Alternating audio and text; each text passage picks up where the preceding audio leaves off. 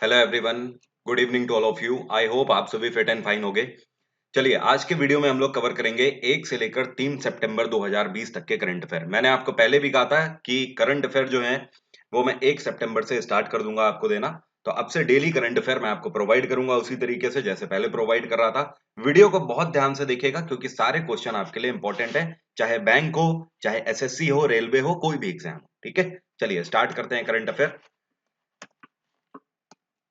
So, our first question is, who has become the first female IPS officer to get appointed as the Inspector General of the Central Reserve Police Force? Question का मतलब यह है कि अभी हाल ही में सीआरपीएफ की पहली महिला आईपीएस अधिकारी ये कौन है जिनको अपॉइंट किया गया है। तो सीआरपीएफ की पहली महिला आईपीएस अधिकारी हैं जो कि इंस्पेक्टर जनरल की पोस्ट पर अपॉइंट करी गई हैं। इनका नाम है चारू सिन्हा। चारू सिन्हा 1996 बैच की अधिकारी हैं, आईपीएस अधिकारी हैं। इनका कैडर कौन सा है? तेलंगाना कैडर है, ध्यान रखिएगा।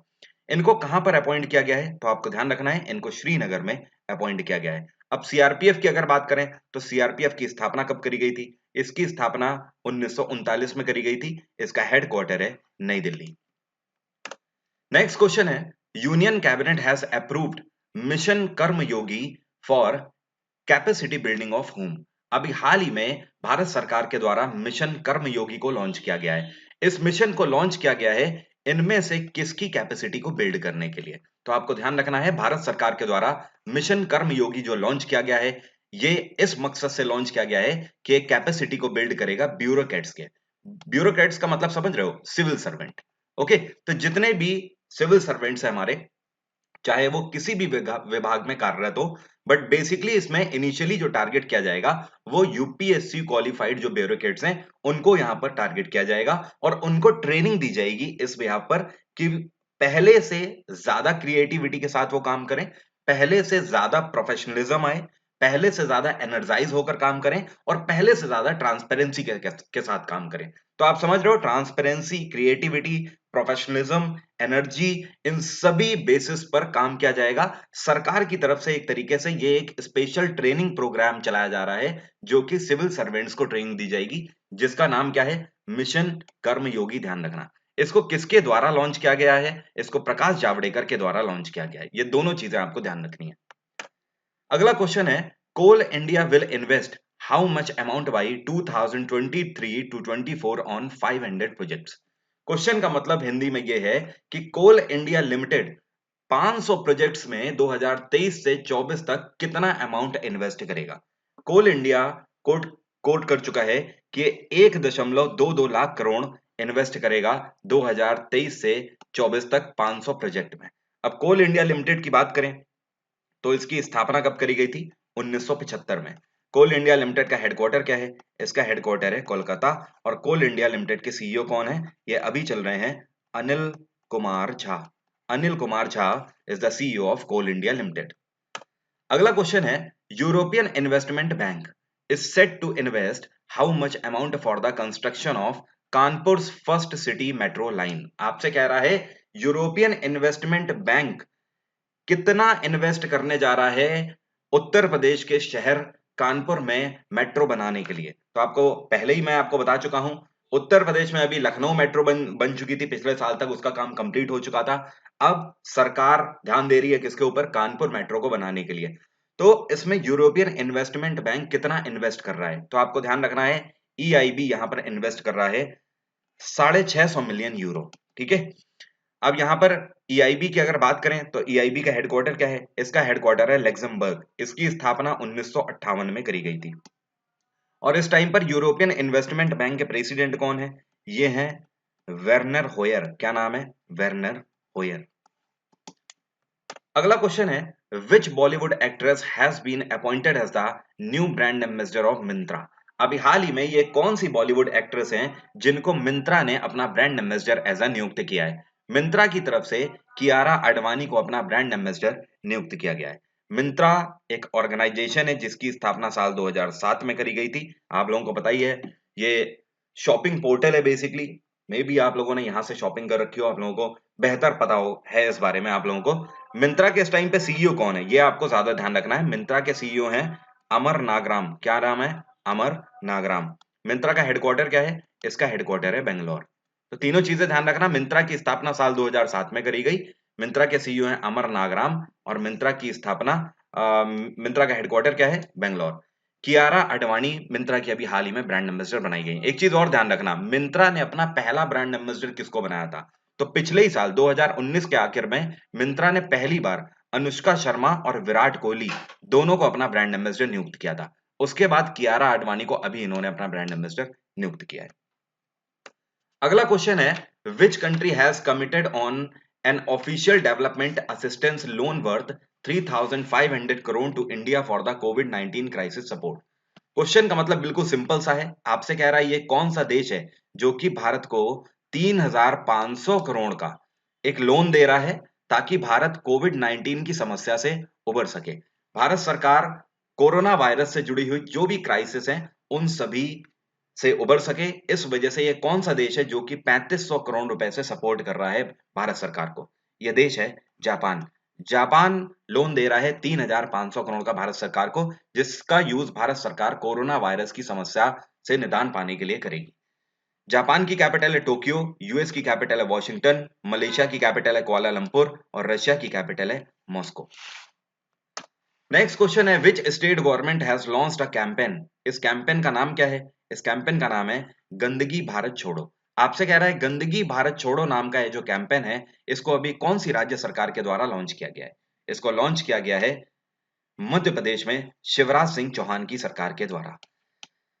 गंदगी भारत छोड़ो नाम का ये जो कैंपेन है, ये बेसिकली किस मकसद से चलाया जा रहा है?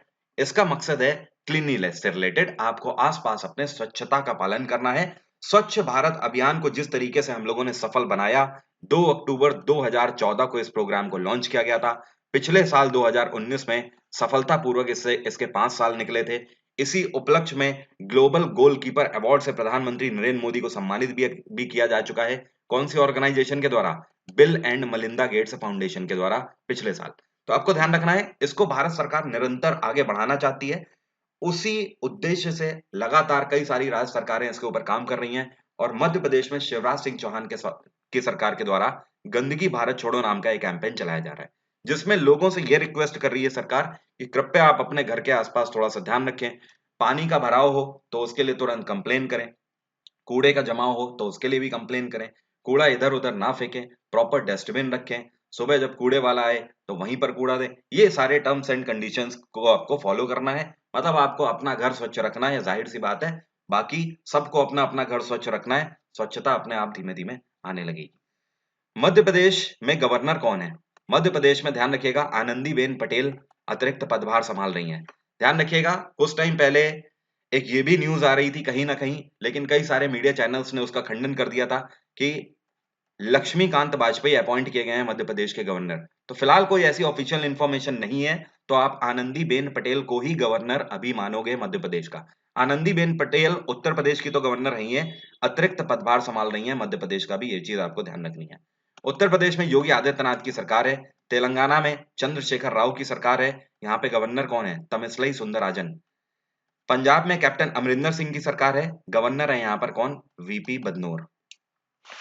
अगला क्वेश्चन है, Indian airlines Vistara has signed MOU with which airlines. अभी हाल ही में भारतीय एयरलाइन विस्तारा, वैसे आपको बता दूं विस्तारा पूरे तरीके से भारतीय एयरलाइन नहीं है, विस्तारा जॉइंट वेंचर है किसका किसका? टाटा सन्स का और सिंगापुर एयरलाइंस का। ये कम ही लोगों को वैसे पता होता है, तो आपको ध्यान रखना है ये टाटा सन्स और सिंगापुर एयरलाइंस का जॉइंट वेंचर है विस्तारा। ओके, तो एक तरीके से टाटा का तो प्रोडक्ट ये हो ही गया, तो इसी वजह से यहां पर मैंने लिखा है Indian airlines Vistara has signed MOU with which airline. तो अभी हाल ही में विस्तारा ने जापान एयरलाइंस के साथ एक पैक्ट साइन किया है। ये पैक्ट किस लिए साइन किया गया है? इस वजह से कि जापान एयरलाइन अगर आप यूज करते हो तो आपको जो भी रिवॉर्ड पॉइंट मिलते हैं, या फिर आप विस्तारा यूज करते हो तो जो भी आपको रिवॉर्ड पॉइंट मिलेंगे आपके अकाउंट में, आप इन दोनों एयरलाइंस में आप यूज कर पाओगे। विस्तारा वाले जापान एयरलाइन में यूज कर पाएंगे, जापान एयरलाइन वाले विस्तारा में यूज कर पाएंगे। अब अगर यहां पर हम बात करें विस्तारा की, तो विस्तारा की स्थापना कब करी गई थी? साल 2013 में इसकी स्थापना करी गई थी। पहली फ्लाइट 2013 में विस्तारा की दिल्ली और मुंबई के बीच में चलाई गई थी। और विस्तारा के इस टाइम पे सीईओ कौन है? विस्तारा के सीईओ हैं लेस्ली थंग, लेस्ली THNG, लेस्ली थंग, ठीक है। और विस्तारा का हेडक्वार्टर क्या है? इसका हेडक्वार्टर है गुरुग्राम। अगला क्वेश्चन है, in the first edition of world digital awards which Indian has been conferred with life time achievement award. पहली बार वर्ल्ड डिजिटल अवार्ड मनाया गया। ये जो वर्ल्ड डिजिटल अवार्ड मनाया गया, इसमें ये कौन है जिनको लाइफ टाइम अचीवमेंट अवार्ड से सम्मानित किया गया? ये भारत के रतन टाटा, मुकेश अंबानी, आनंद महिंद्रा और एनआर नारायण मूर्ति चारों लोग हैं जिनको लाइफ टाइम अचीवमेंट अवार्ड से सम्मानित किया गया है। तो आंसर हमारा है ऑल ऑफ अबव। तो fifth one is the right answer. Industry के क्षेत्र में उत्कृष्ट कार्य करने के लिए इन चारों को सम्मानित किया गया है लाइफ टाइम अचीवमेंट अवार्ड से, क्योंकि चारों एक से बढ़कर एक धुरंधर है अपनी इंडस्ट्री में, चाहे रतन टाटा हो, मुकेश अंबानी हो, आनंद महिंद्रा हो या फिर एनआर नारायण मूर्ति। तो जीवन में उत्कृष्ट कार्य के लिए इंडस्ट्री में इनके योगदान के लिए इस अवार्ड से इनको सम्मानित किया जा चुका है।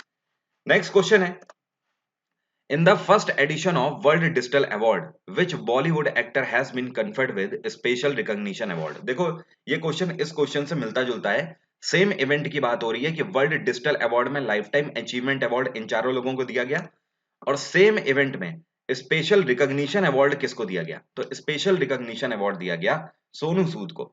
सोनू सूद ने अभी जिस तरीके से आगे आकर कोविड 19 क्राइसिस के दौरान माइग्रेंट वर्कर्स की मदद करी थी, उनके लिए अपनी तरफ से बसेस सर्विसेज चलाई थी, इस वजह से सोनू सूद जो है पूरा भारत एक तरीके से उनका आभार मानता है। इस वजह से सोनू सूद को स्पेशल रिकॉग्निशन अवार्ड से अभी हाल ही में सेम इवेंट में सम्मानित किया गया। एक चीज और ध्यान रखना, सोनू सूद को अभी कुछ टाइम पहले किसी ब्रांड ने अपना एम्बेसडर नियुक्त किया था। तो ये ब्रांड कौन सा है? ये है गार्गो इंटरनेशनल। गार्गो इंटरनेशनल ने अपना ब्रांड एम्बेसडर सोनू सूद को नियुक्त किया था। नेक्स्ट क्वेश्चन है, BCCI has signed which company as an official partner of IPL? BCCI ने अभी हाल ही में इनमें से कौन सी कंपनी है जिसको आईपीएल में अपना ऑफिशियल पार्टनर नियुक्त किया है? ध्यान रखिएगा, आईपीएल में ऑफिशियल पार्टनर अभी नियुक्त किया है क्रेड को, ठीक है। और बीसीसीआई का फर्स्ट स्पॉन्सर कौन है? तो ध्यान रखना, बीसीसीआई का मेन स्पॉन्सरशिप दी गई है किसको? ड्रीम इलेवन को। तो जब आपसे पूछे मेन स्पॉन्सरशिप के बारे में तो आपका आंसर होगा ड्रीम इलेवन, और जब आपसे पूछे ऑफिशियल पार्टनर के बारे में तो आपका आंसर होगा क्रेड। यहां पर क्रेड का मतलब है क्रेडिट कार्ड पेमेंट ऐप। ये अपने आप में एक कंपनी है जिसकी स्थापना साल 2018 में करी गई थी। 2 साल पहले ही मात्र इसकी स्थापना करी गई है, काफी बड़ी कंपनी के रूप में एक्सप्लोर हुई है। क्रेड जो है क्रेडिट कार्ड पेमेंट बैंक है, ये आरबीआई के द्वारा अप्रूव्ड है, वर्ल्ड क्लास पेमेंट एप्लीकेशन है। इसके फाउंडर कौन है? तो आपको ध्यान रखना है, इसके फाउंडर हैं कुणाल शाह। कुणाल शाह। और क्रेड का हेडक्वार्टर क्या है? इसका हेडक्वार्टर है बेंगलोर। अब बीसीसीआई की बात करें तो बीसीसीआई की स्थापना 1928 में करी गई थी। बीसीसीआई का हेडक्वार्टर है मुंबई। बीसीसीआई के सेक्रेटरी हैं जे शाह और बीसीसीआई के प्रेसिडेंट कुछ टाइम पहले अपॉइंट किए गए थे सौरव गांगुली दादा। नेक्स्ट क्वेश्चन है, recently who has been appointed as the new chairperson of Press Trust of India? अभी हाल ही में प्रेस ट्रस्ट ऑफ इंडिया के नए चेयरपर्सन के रूप में किसको अपॉइंट किया गया है? प्रेस ट्रस्ट ऑफ इंडिया के नए चेयरपर्सन के रूप में अवीक सरकार को अपॉइंट किया गया है। ये कौन है? अवीक सरकार। अवीक सरकार ने किसको सक्सीड किया? इन्होंने विजय कुमार चोपड़ा को सक्सीड किया। इससे पहले विजय कुमार चोपड़ा चेयरपर्सन के रूप में सर्व कर रहे थे, अब अवीक सरकार सर्व करेंगे। पीटीआई की अगर बात करें तो 1947 में स्थापना करी गई थी। पीटीआई का हेडक्वार्टर है नई दिल्ली।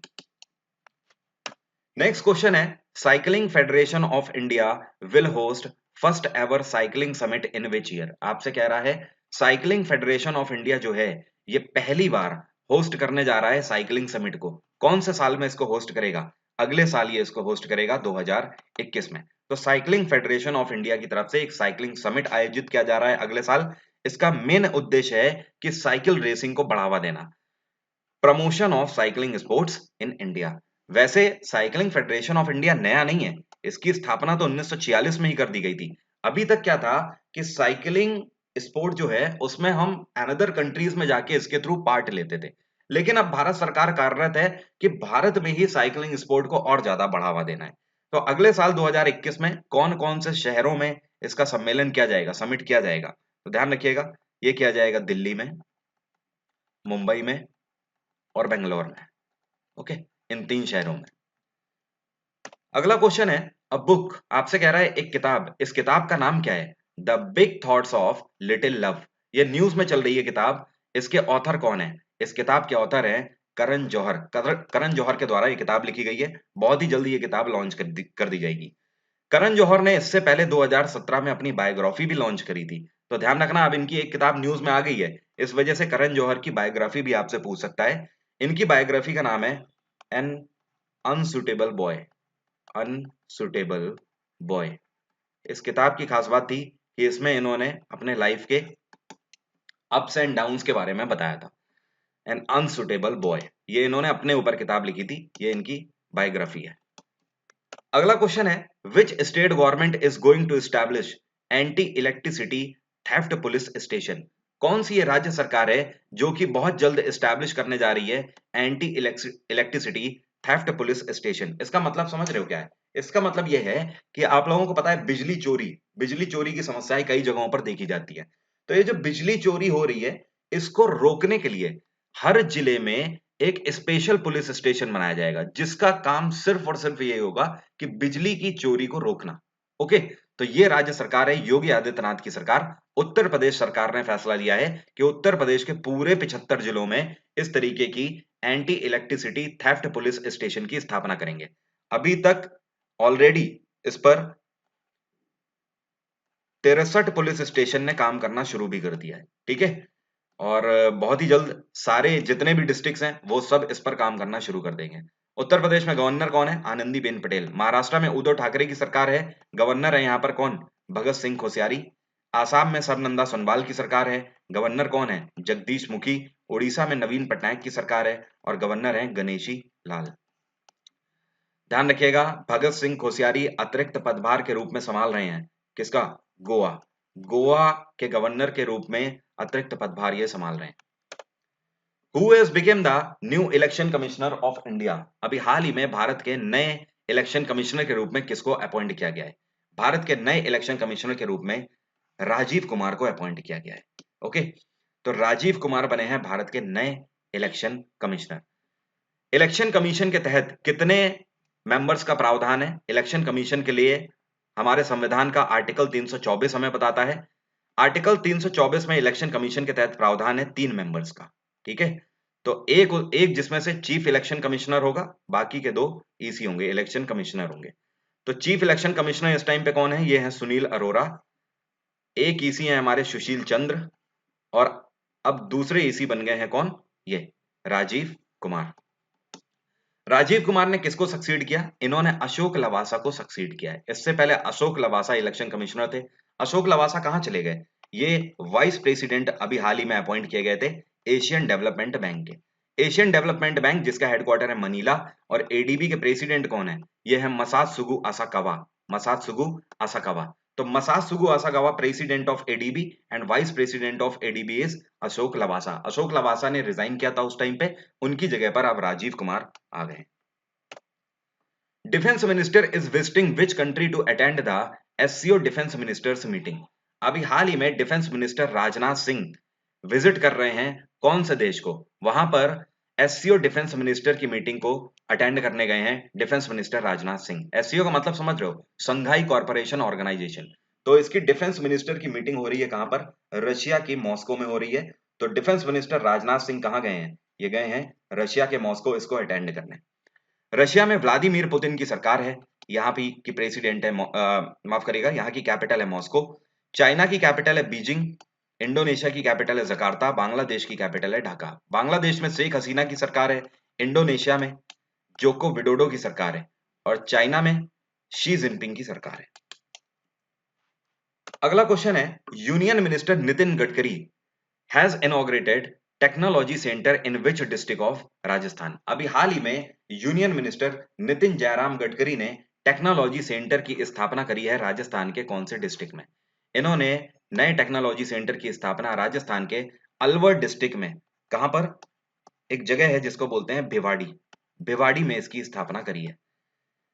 ये जो टेक्नोलॉजी सेंटर की स्थापना करी गई है, इसका मेन मकसद है to create skilled man power. Man power, जो स्किल्ड मैन पावर है उनको कलेक्ट करना, और साथ में ऐसी मशीनरी प्रोवाइड करना कि जो छोटे लघु उद्योग वाले जो लोग हैं वो प्रॉपर अपने नए नए स्टार्टअप जनरेट कर सकें और डेली आजीविका के अपने संसाधन ढूंढें और साथ में भारत की इकोनॉमी में भी योगदान दें। नितिन जयराम गडकरी के पास दो मिनिस्ट्री हैं, ध्यान रखिएगा। ये रोड एंड ट्रांसपोर्ट मिनिस्टर तो ही है, साथ में एमएसएमई मिनिस्टर भी हैं इस टाइम पे।